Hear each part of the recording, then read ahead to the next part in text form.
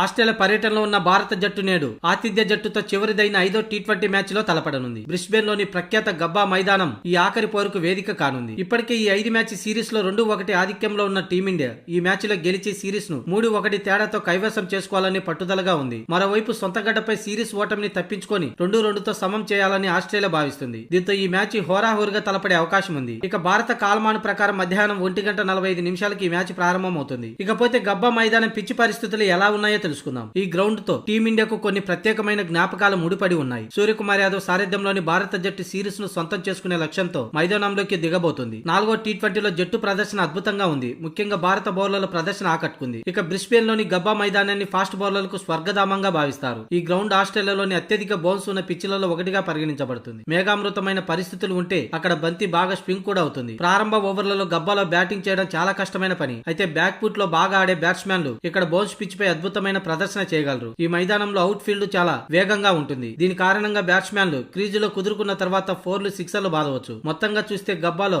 Bat బంతి మధ్య ఒక ఉత్కంఠభరితమైన పోరాటం చూడడం ఖాయం. ఇక జస్ప్రీత్ బుమ్రా ఈ సిరీస్ లో ఇప్పటి వరకు 4 టీ20 మ్యాచ్ లో కనిపించాడు. దీంతో ఈ చివరి మ్యాచ్ లో అతనికి విశ్రాంతినిచ్చే అవకాశం ఉంది.